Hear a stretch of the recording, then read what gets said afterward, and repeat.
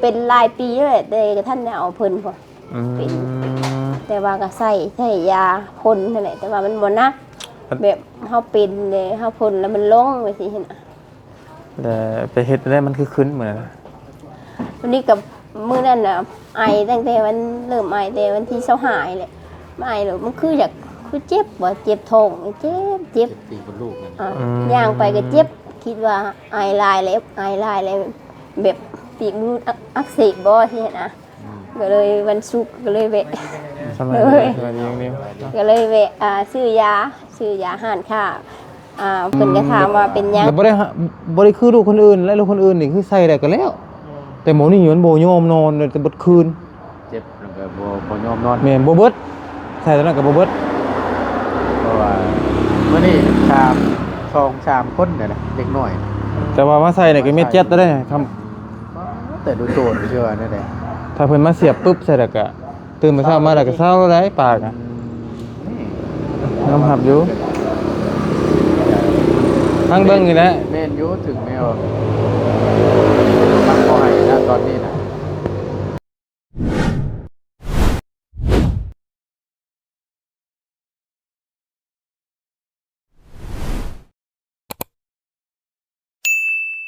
ครับโอ้เอาพี่น้องเลยสบายดีเด้อพ่อแม่พี่น้องสบายดีกันเบิดสู่คนเนาะพี่น้องยินดีต้อนรับเข้าสู่ช่องของบ่อยาวอีกคือเก่าพ่อแม่พี่น้องเลยเนาะอันน่ะพอดีทั้งบ่อยาวมาแต่พุ่นแหละพี่น้องเลยบ้านน้องสายฟ้ากับบ้านน้องกำลังกระตันพุ่นแหละพี่น้องเนาะแล้วก็ไปเยี่ยมไปยามน้องอูเพิ่นน้ำเนอันน่ะพอดีทั้งบ่อยาวเองเนาะก็เลยมาเลยพี่น้องเลยที่เข้าไปเยี่ยมไปยามทางเมียบ่ตูนเนาะพี่น้องเลยแต่ว่าโทรหาเราก็บ่รับจักเราสิอยู่บ่เนาะก็เลยว่าสิซื้อบักไม้มาบ่มีบักไม้จักมาพี่น้องเนาะเขาปิดมันก็ปิดไปเลยเก็บเยียบไปยามแต่ปากเราก็ได้ดอกพี่น้องเนาะคู่กันอาจจะโหดีไซน์อยู่ดอกถามข่าวกันก็ได้พี่น้องเลยเนาะเพราะว่าซื้อไปก็คือสิบ่มีกินปานใดดอกเนาะแล้วเมียเราคือสิกินบ่ได้หยังกินยังบ่ได้ไปดอกนะตัวลำพังบ่ตูนเราก็คือสิบ่วิตกินคาสิโนหรอกนั่นน่ะไปเบิ่งก่อนเพราะว่าโทรหาเราบ่รับเด้ความหมายโทรหาเราบ่จะว่ามือเราจังเลยเนาะว่าเรื่องโทรหาเราบ่รับจากเราอยู่บ่อยู่นะเทื่อซื้อรถแล้วเอาซื่อนะมากินเองสิบอกบ่อยากแล้วเนาะห้างมันปิดมีจังห้างไปเดี๋ยวมากำลังนิ้วคือเก่าเดี๋ยวเลยเนาะ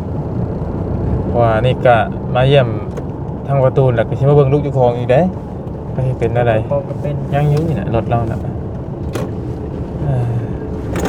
พอลูกบ่ยาวก็เป็นคือกันนะเรื่องแต่ว่ามาเยี่ยมมายามเบิ่งหมู่คู่ก่อนนะเดี๋ยวไปเบิ่งหมอบ่ลูกจะก็ได้ยังไม่ต้องเลยพอดีก็สิมาเบิ่งอาการนั่นแหละทั้งแม่เพิ่นว่าใช้บางยาถ้าบางยาก่อนนะแต่ว่าพยาใจห่อนอยู่นะอย่ามันเป็นนักนะไปเอาเลยไปลงยุ่มแล้วไปสปาร์ต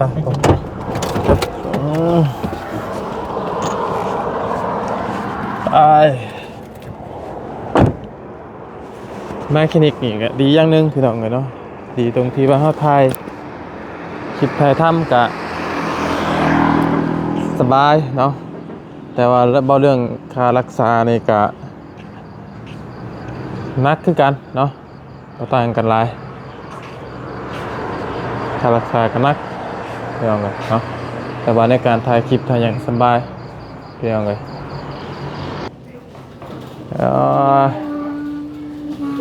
ยิ้มได้เลยดิโอ้พอตายแล้วบ้านพี่น้องเลยอันนี้แล้วเนาะสบายดีเนาะปัญญากันอันนี้เป็นนิวญาแบบก็เลี้ยวไปนี่เพราะว่า ว่าจะซื้อของใหม่มาโทรหาเจ้าบ่รับ ได้แล้วว่าจะ มาเยี่ยมก็ดีแล้ว เออ เป็นยังเป็น สองเทื่อเลยดิ มาเมื่อนั้นคุณตาเห็นทางล่าง อืมนั่งก็ได้เฮ้ย ขอโทษขออภัย โอ้ยบ่เป็นหยัง น้องคนป่วย ได้ว่าเนี่ยเว้ย เออ จำไปก็ได้แล้วนี่ก็ได้ คนป่วยเนาะสิเป็นซะอืม ทางล่างนะ อืม ห้องยาย ากลุ่มเด้ว่าสิว่า โทรหาคือบ่รับ ฮะมาบ่ จังได๋คือบ่เห็นให้โทรหาคือบ่เห็นครับ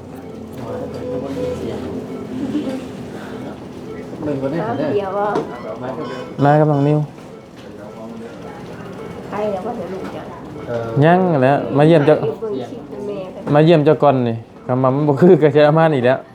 เป็นอะไรเอ่ยที่ตัว เจ็บปาก เป็นเบิ่ง เจ็บ คลิ ปา ป ก แม่เขาแหละ กินนมยังบ่ได้ ไปโชว์มือเลย แม่น หน่อยไข่ลายเลยสมือนี่ คำมาเอามาน่ะเพิ่นต้องได้ใส่สโลมอยู่แล้วใส่บัดนี้มันบ่หมอน้อยมันบ่อยู่ โอ้ยมานี่ข่อยเห็นมื้อนี้นั่น2-3คนนี่แหละ ใส่สโลมบ่อืม ไป เจาะเลยบางคนเลยเจาะอันนี้ แต่อันยังครับจะดูตูนนะ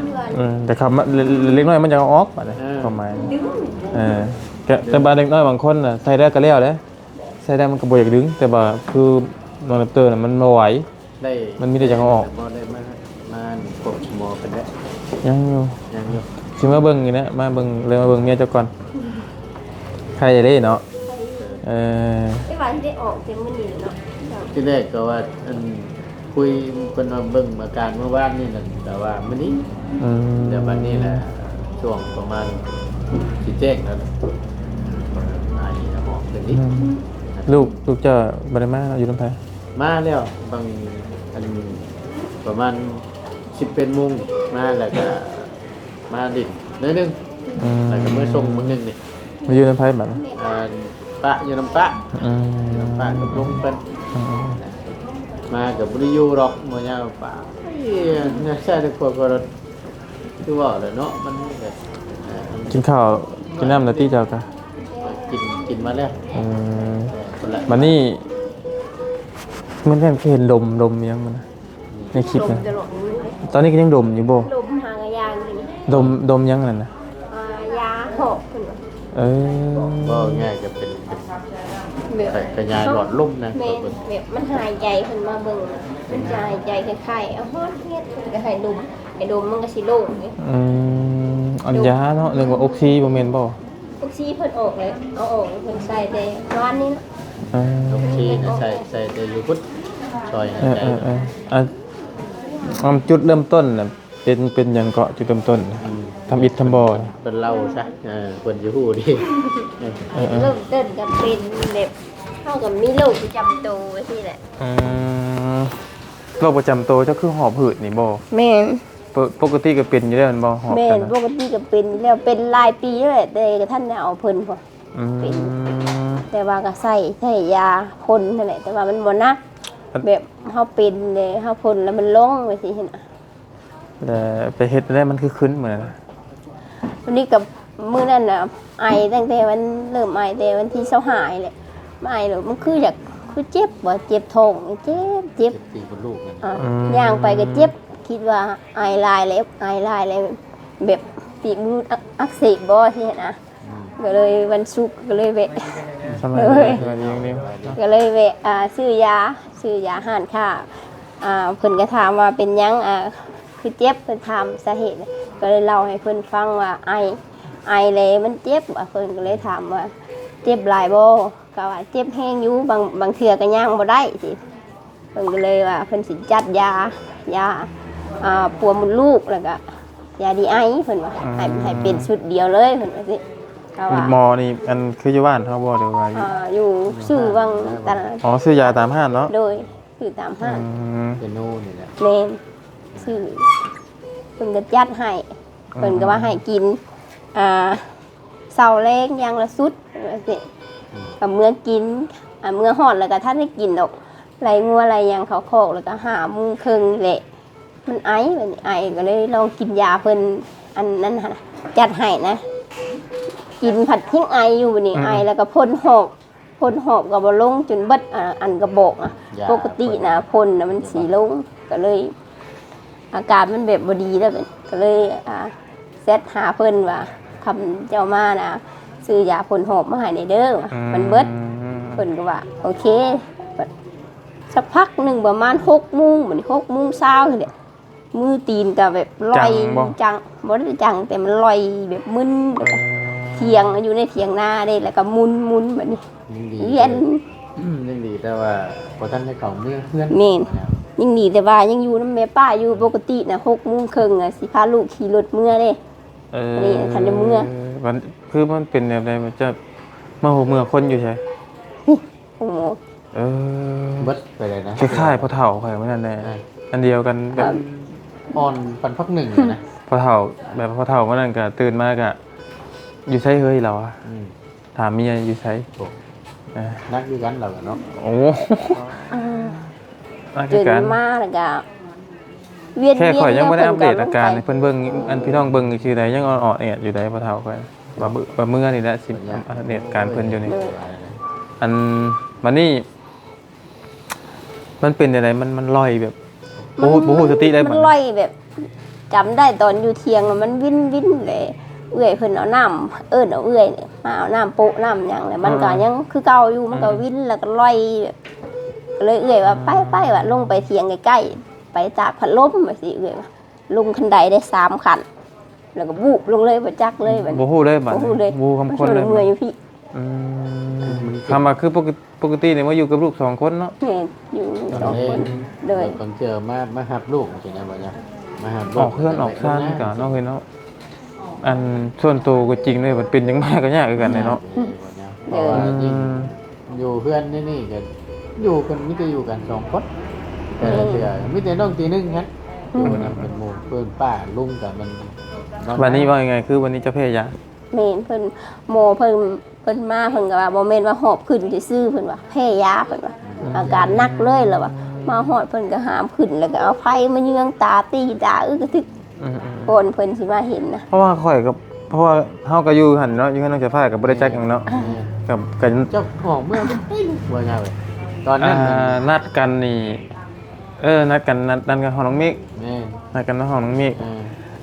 คล้ายๆว่าทีมงานลาวใต้น่ะสิมาแหละสิมาตุ้มโฮมกันอยู่ของน้องมิก มือเดียวกันเนาะ คุยกันไว้นะแม่ พอดีตั้งเงินเป็นแม่ แม่น แต่คุยกันออกพร้อมกันพอดีเจ้าของวิทย์นิดนึงแล้วก็พอดีตั้งบ่บุญบรรพาถ่ายคลิปกำลังกินแล้วว่าสั้นซะต้มมีต้มมีแล้วที่เจ้าออกก่อนเมื่อนั้นแหละพอดีว่าทั้งลูกลุงโทรมาว่าเป็นลมแล้วกัน บ่จักหยังเลยคิดว่าเจ้าของก็บ่รอดแล้วแหละแบบบ่ฮู้หยังเพิ่นก็ได้ยินเพิ่นว่าเพิ่นเอาใส่รถ สิล จั ง กร บุบบับไว้นี่ มันไว้ยังไงบ่ใหญ่ก็ชั่วโมงเนาะก็สิว่า แม่นพิษยาเพิ่นออกนั่นแหละ ติดยาเท่านั้นแหละมันนี่ คนก็ย่างปกติแล้วเนาะก็ไอแล้วก็พ่นหอบนี่คือแบบ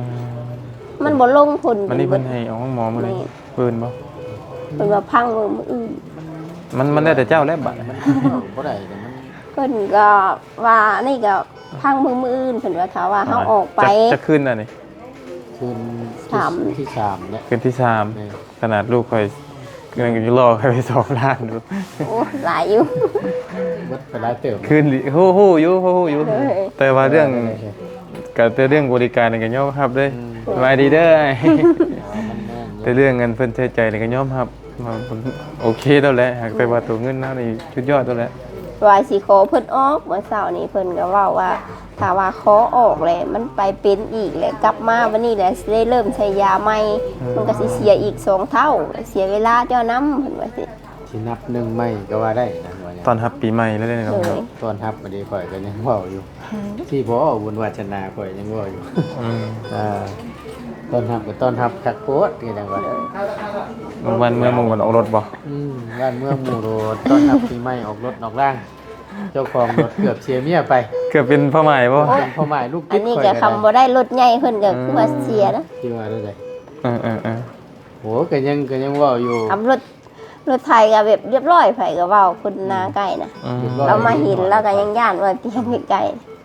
ตัวเพิ่นหามเข้ามานี่ อืม มันเบิดนั่นนะ มีแต่ปากอ้ากระป๋องเลยชื่อเขาว่า ก็เคยอยู่แต่ตอนเฮ็ดงานอยู่ใต้แต่มันบ่หนักขนาดนี้อันนั้นยังว่าพอรู้สึกตัวได้ตอนนั้นก็ยังนิ่งดีแต่ว่าก็เอาทันคือกันนี่ก็ได้ โรคประจำตัวพี่น้องเนาะ แล้วมาบวกตัวนี้นำบัดนี้มันยากลุ่มแล้วมาบวกเจ้าของมีโรคประจำตัวมันโรคหอบนำนี่แหละสำคัญปัญญาพ่นตัวนั้นมันผัดเบิดมื้อนั้น มันก็ยังมีโดกแต่ว่าเฮาพ่นเลยมันเบิด ถ้ามันที่เอิ้นว่าจังได๋ล่ะ อันฉีดกระปากบ่ มันเป็นกระบอกนะ อ๋อ บีบเข้าไป อ๋อ คล้ายๆแบบขยาย หลอดลมเฮาน่ะ อืม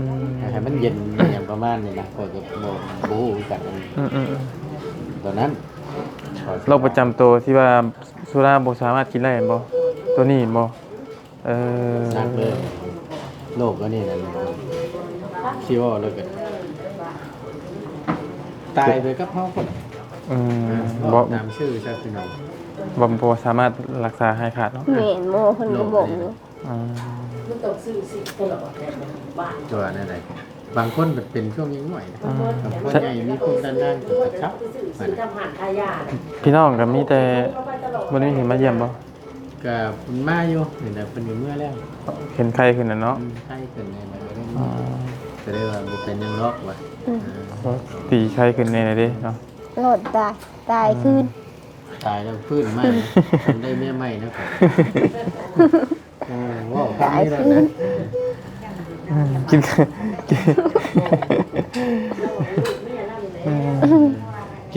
กินข้าวกินน้ำก็ได้ปกติแล้วว่า ได้ปก บ่ ติ ได้คลำบ่ก็เขา ก็เพิ่นก็ให้คลำอยู่แต่ว่า แบบของมันของเย็นเลยคือ ตัวนี้แล้ว ของหวาน พลังตัวนี้น้ำเล็ก อืม รถโอ้ยคอยยังว่ามาเมื่อนั้นนั่นบ่บุญแล้วก็ชุดขีดแล้ว 800,000บ่ เหยียบ8 เชนแล้วก็ผู้ทั้งนี้เขาวงหมอแล้วก็กลับรถได้แล้วก็เต็มที่เราก็ได้ แล้วเราก็บ่ได้บอกข่อยเด้ ผ้าเง่งรีบเมื่อนั้นจนชั้นคอยมากคอยเห็นคอยจน ไปข่อยอยู่บ่ได้มาก็ว่าได้สิว่าอันมันเมียประตูนของหมอหยังเราก็บ่ได้เว้าเลยเด็กแต่ว่าเราได้ยินเราบอกกับบ่เตียงได้ยินเรากับบ่เตียงจักเว้าหยังเด็กบอกแต่ว่าเห็นเจ้าหน้าถ่ายคลิปลงไปแต่มันกดเข้าเบิ่งบ่ได้ โดย นิดบ่แฮงวันนี้น่ะค่อยพอขึ้นรถวันนี้น่ะค่อยขึ้นรถไปแล้วก็สังว่าอันผู้ว่าเขาของหมอนะจะเคล็ดอันใดกันนะกับนักเติบนะเห็นเพิ่นมาเรื่องกันเนาะ คอยจนชั้นไปยังไง เติบ ก็บ่เคยเห็นแบบพี่เถื่อนะมันเห็นหอมนักหลายเลย ถือว่านักสุดไปจักบ่นี่ นักชุด ชุดเลย เป็นมากนักชุดเป็นรถ เขาไปแบบมือเขาโกบเขาหยังอ่ะนั่นแหละเพิ่นว่าเนี่ยอันนี้ยังดีแต่ว่ามันเบะอ่อนมากไปนี่ ชาวพิษว่าเองคักแล้วเราสู่ฟัง เพิ่นจักอัน เจ้าเห็นว่าป่าแบบมันขาดน้ำเคยว่าเอาปะ แล้วก็เอาหน้ามารูปใส่จังพองาบขึ้นมาอันนี้นะตามที่เราว่านะว่า เพิ่นอยู่ได้เห็น ครูเพิ่นเอานั่นว่าฉันช้าครูเพิ่นเอามันหลายคนซอยกัน ดีแล้วเนาะถือว่าดีแล้ว เกินยังดีก็จังว่ายังมีบุญเน่บ่ยาวก็ยังว่านะทุกเทื่อแหละมันเป็นสีซ้ำนี่แหละแล้วก็พาลูกเมื่อนะเมื่อเฮือนแล้วแม่นแล้วรถแหละบ่มีไผอยู่เฮือนนะมิอยู่กับลูกหัน ดีแล้วเนาะ ดี แต่ว่าก็ยอมรับได้ว่าอันหมอคลินิกเพิ่นการบริการดีแล้วก็ โดยก็ยอมรับอยู่ตัว สิ นี้ นักโตเงินคำนี่ครับเรื่องถ่ายคลิปเป็นอย่างถ่ายได้สบาย สบาย ไปเจอะไรก็ได้ แต่ว่ามันคือว่าหั่นแหละ คือพาน้องแรปเตอร์มานี่เบอร์ซื้อเช้านี่ก็เป็นดีแล้วนี่ทำแบบคือเป็นยังบ่เช้านี่เพราะว่าต้องเพิ่นให้ตอนนั้นน่ะเพิ่นสิให้นักกว่านี้แบบบ่อยู่เลยน่ะได้ ดูโตนนึง คืนเดียว เด็กน้อยอันนั้นน่ะคือน้ำเป็นปาก แล บ่ มา ได้นะ มันบ่นอนบ่คืนเลยหมอจนยอมบ่ เด้อ กินยาตัวนี้เนาะ แม่น มียาในนี้น้ มีทั้งยาพ่นยาเส้นกับยานี่ ำเบิดไปห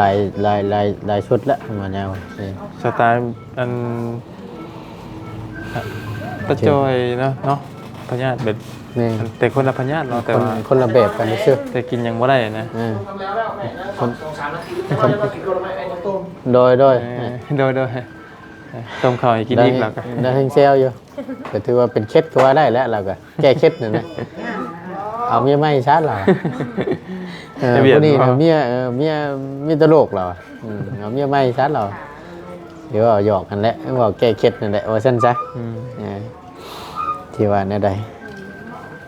เกิดยิ่งดีก็จะว่าโอ้ย มีแต่ว่าเศร้าไว้ได้ซะเด้อทางสาวรัชมี จะได้ กับ หมู่คู่เนาะ บ่าว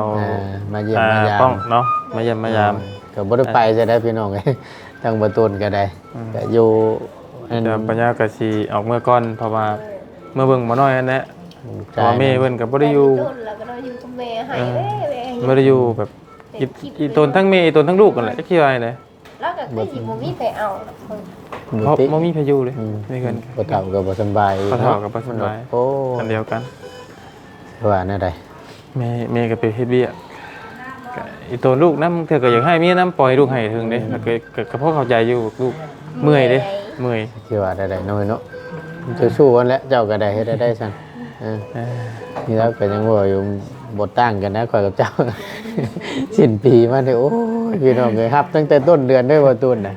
ต้นเดือนต้นปีเด้อ ค่อยนัก ฉลองแห้งอะดิ จุดนักน้ำผู้เฒ่าพุ่นครับจุดนักแห่งน้ำผู้เฒ่า ตอนนี้เนาะ แม่นหมอน้อยนั่นก็บ่ปานใดดอกเดี๋ยวจะเพิ่นก็เศร้าแล้วกัน พี่น้อง ก็เพราะว่าเด็กน้อยมันไข่หลายแล้วทุกมื้อ แม่ แต่ผู้เฒ่านี่จักมื้อใดสิเศร้าเลยคือบ่เศร้าเลยเด้ แต่ว่าการมันกำเริบมันก็เอาเลยติ เอาบ่ได้ก็10ไปล้านเอาบ่ได้ก็10ไปล้านมันบ่ทันนะหาเงิน บ่ไหวเด้บ่ยาวบ่แม่นทุกว่าจะต้องบ่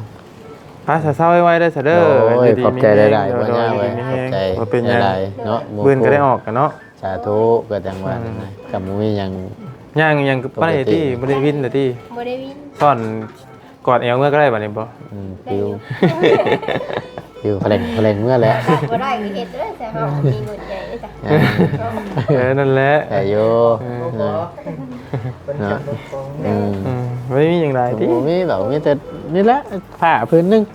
ถือว่าพื้นตัวไว้เนาะ โอ้ย มาอยู่ จนจังว่านั่นนะ ตาชายอยู่ดีมีเฮงเด้อจะประตูนเด้ออยู่ โอ้ ดีมีเฮ ย ง ขอบใจหลายๆขอบใจทั้งน้องก็ได้เด้อน้องนิวบ่ยาวพี่น้องกันจอยขอบคุณขอบคุณได้ทั้ง FC สบายดีเด้อพี่น้องเด้อ มาพี่น้องเลยนั่งปรึกษาเรื่องกันก่อนนิดนึงเนาะเพราะอยู่ข้างในบ่เจ็บใจพี่น้องเลยเนาะเพราะว่าอยู่ข้างนอกก่อนโทรมาหาแม่เพิ่นแล้วกินนี่ใช้มอเตอร์กะยังเก็บอยู่แต่อาจจะบ่นักชำตะกี้นะแต่ว่าบ่ยาวบ่จะเอามาอยู่ จะได้ เห็นอยู่เนาะเห็น มันบ่นั่นก็เอามาแหละมันแพงก็ย่ามัน อันโตอันนั่นน่ะบ่โตนั่นน่ะยังพอทำนั่นอยู่อันโตที่ข่อยต้องได้มากลุ่มนั่งอุ้มบดคืนเด้ประตู แนวมันได้บ่ อุ้มแบบ เพราะว่า แล้วบ่ได้คือลูกคนอื่นและลูกคนอื่นนี่คือใส่ได้ก็แล้ว แต่หมอนี่มันบ่ยอมนอนแต่บดคืน เจ็บแล้วก็บ่ยอมนอน แม่นบ่เบิดใส่ตอนนั้นก็บ่เบิด เพราะว่ามื้อนี้3คนน่ะนะเด็กน้อย แต่ว่ามาใส่นี่ก็เม็ดเจ็ดได้คำ แต่ดูโจรเชื่อนั่นแหละ ถ้าเพิ่นมาเสียบปุ๊บใส่แล้วก็ตื่นมาเช้ามาแล้วก็เช้าได้ปากอ่ะ นี่ น้ำหับอยู่ฟังเบิ่งนี่แหละ แม่นอยู่ถึงแมวมันบ่ให้นะตอนนี้น่ะ ฟังเบิ่งรอบเลิกนี่ก็จะได้อุ้มกันมาอีกแล้วพี่น้องเนาะ เพราะว่าเฮาก็ยังเว้าอยู่อย่างก็ยังว่าทีแรกน่ะว่าไอ้นี่ไปเยอะหน่อยนะยาที่มันเคยกินเป็นสิละมาเดี๋ยวนี้น่ะมันวางยาให้กินแล้วมันยัง มื้อนั้นน่ะ เบิดแล้วก็ให้มันยืดเนาะเพิ่นบ่ มื้อนั้นน่ะบ้าบุญได้ถ่ายคลิปทัดได้ถ่ายคลิปอยู่ว่าน้องสายฟ้า แล้วพอดี แล้วพอดี แล้วพอดี อ๋อ กินบ้างกินต้มมีมันยังแล้วเรียบร้อยพอดีโทรมาป่านนี้ เราก็บ่ได้เฮ็ดหยังนะบ่ได้ตัดมาคิดเพื่อหยังนะพี่มาเฮ็ดอยู่พี่เราก็ได้เจ้าก็บ่ได้ถ่ายคลิปมาเลยบ่ได้ถ่ายหยังเลยว่าก็ได้โอ้หัวใจแล่นลงมันบ่มีกระจิกกระใจแล้วเนาะมีกระจิกกระใจสิถ่ายได้บ่ยาวเว้ยทำว่ามี3คนมีข่อยสิได้อยู่เพราะว่ามาฮอดนี่ก็อักลากดอกก็หายใจตรงนี้บ่แงบคือปลาขาดน้ำนี่วะก็ตกใจเนาะเห็นก็สิว่าบ่จักความเจ็บบ่ก็ได้เพราะว่าข่อยบ่ได้ฮู้มื้อนั้นน่ะคำฮู้ก็สิแม่ลงก็สิบ่ได้ไปดอกตัวลาวใต้นะบ่ฮู้ดีพี่น้องมื้อน่ะฮู้ก็บ่ได้คิดว่าสิเอกแรกปานนั้นน่ะนะความหมายคิดว่านิดๆน้อยๆกินไข่ธรรมดานะเนาะ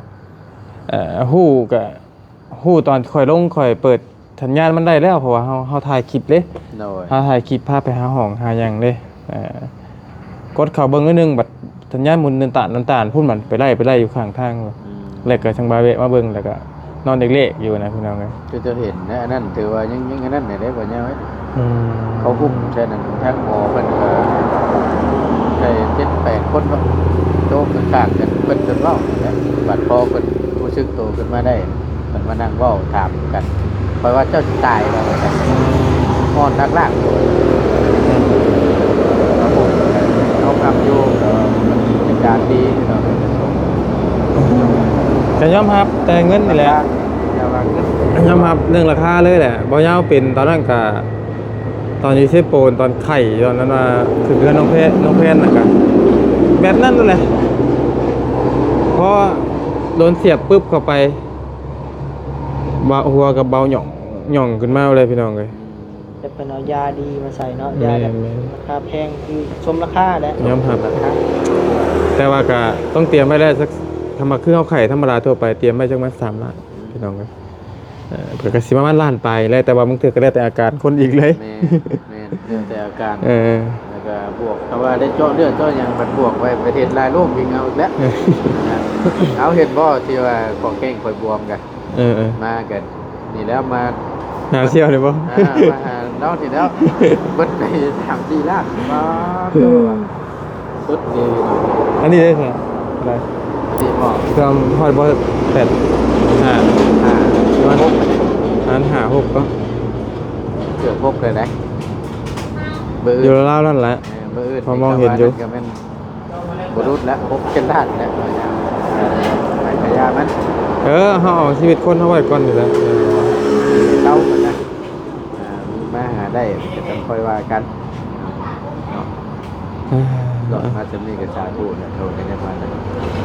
มีแต่สู้ๆแล้วเนาะดีเศร้าเลยจะไปทั้งไรบัดกะจังว่าก็คิดไว้อยู่ก็คือเว้ากันนั่นแหละว่ายาวไว้ก็ว่าอยากเป็นนอนป่านอนหยังบ่แม่นไปนอนป่านอนหยังแบบเปลี่ยนบรรยากาศว่าคือปีที่ผ่านมานั่นแหละพี่น้องปีก่อนๆพากันไปนอนป่านอนหยังนอนแคมป์อย่างนั้นนะมักได้อยู่เพราะว่ามีงบเอ้ยคนไหนซื้อผ้าซื้อกินซื้อวัดนึง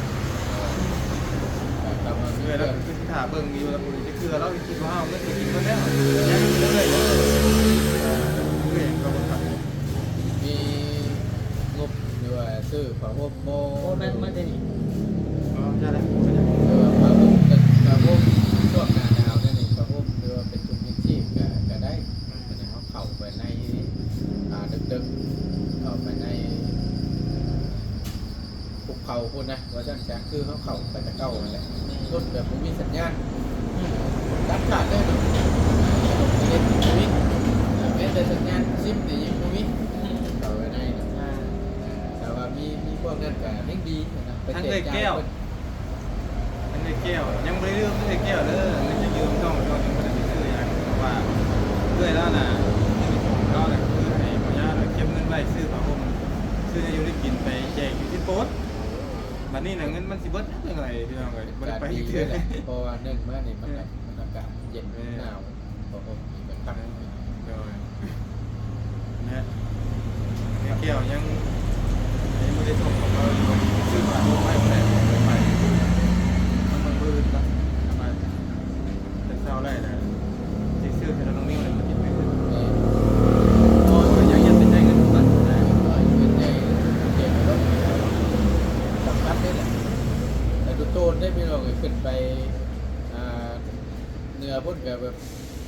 น้อยผู้เฒ่าเนาะคือเขาเห็นแต่เก่าเนี่ยบ่ยาว คือสิบ่กี่มื้อหรอกพี่เนาะเราก็สิให้ดีแล้วก็ต้องมา โดยเหมือนกันว่าเราน่าจะมีว่าก็จะได้ เพราะว่าย่าก็อยากไปอยู่เพราะว่าตอนนี้ก็ที่เราเห็นเรื่อยแล้วนะเห็นลายแล้วก็บ่ฮู้ว่าสิไปทางใดนะครับว่ากันเพราะว่าทางบัญญัติเขาบ่ยากหรอกเพราะว่าประจำการอยู่พุ่นอยู่ตลอดเด้เนาะร่วมกับเราบ้างไหมครับ เป็นแล้วว่าชุดบ้านนั่งรถลงมาทำกันนะครับคำว่าทีมงานกล้องมีเครื่องกรองสิไปเมื่อวานนี้เราว่าเดี๋ยวว่าบนรถบสามารถไปได้นะรถ ว่า แน่ ทางบ่เตียงก็ ก็ที่ว่า เราก็อยู่เราใต้แล้วนะเพื่อนเราก็มีภารกิจอยู่พุ่นแล้วนะเพราะว่าที่ถามเพิ่นก็เคยคิดจังมื้อใดเอาเวลาก็ไป ก็ได้ อยู่ดีมีแห้งลูกเต้าว่าเนี่ยเขาจะปากจะอย่างนี้นะ มันเบ่งกันนั่นแหละไปจังหวัดเดียวมีเรียกรับผิดชอบมีทุกคนเอากันขึ้นไปทางนี้จะแบ่งกันไปมีโอกาสก็จะลงไปโยกมาตรงกันได้เห็นพี่น้องเป็นคอมมิตเพราะว่าเมื่อนั้นรถมันเมื่อน้องมีมาเยี่ยมซีเมนตุนในเด้ป่าเลยตุนสองตุนเนาะ มันยังไม่ได้ปะทะอย่างกันใช่ไหมตอนแรกวันย่าว่าจะจับประตูสองตูนนี่ปะทะกันนิดนึงนะอันนี้มันไม่ได้เห็นอย่างกันเลยมันเจอกันนะการที่ ก็ยังว่าเห็นพี่น้องคนคอมมิตก็มาเข้าไปเบิ่งอันคอมมิตเกี่ยวกับมันในอย่างแหละก็จะจำว่าอะไรแหละให้ตุนว่าจ้ะมันไปดีตัว ตุนในดี ตุนดีๆบ่คอยเวทยังคิดเด้บัดนี้นะมาคิดได้โอ้เจ้ามันมี2ตุนอยู่เด้อ ยังคิดยากอยู่เลยเนาะพอพื้นมันมี2ตุนได้คำว่าตุนนึงตุนนึงเฮ็ดผิดนี่ยะเพิ่นเว้าตุนไปซื่อนี่คิดกระฟังยุ่งเสีย เห็นอย่างนี้ บางเทื่อนั่นน่ะก็โอ้ จ้า คือจะกลัว ป้าใส่แล้วพี่น้องเอ้ยยังสิยืดสิยาวเพิ่นบ่ยาวก็สิได้ออกเมื่อมาดูก่อนนิดนึงก็ได้กันเนาะเอาสู้ๆได้ประตูเด้อ โอ้ยแบบใจทั้งสู้ต้องเป็นต้องมีอะไรก็มันเป็นกำลังแรงใจให้โดยขอบคุณอะไรโมคูปัจจุบันทุกคนได้ FC ทุกท่านเนาะที่เป็นคอยเป็นกำลังแรงใจให้ตั้งแต่จนผมมีอย่างกับผมแทนคนแหละเนาะแต่คำพูดใช่นี่แหละที่จะส่งถึงทาง FC จากการที่ดีเนาะเองขอรับด้วยเด้อเนาะจากตัวยากเป็นสุดๆกันนะครับก็ได้เนาะ สาธุโดย ได้กันครับ มา เต็มเลย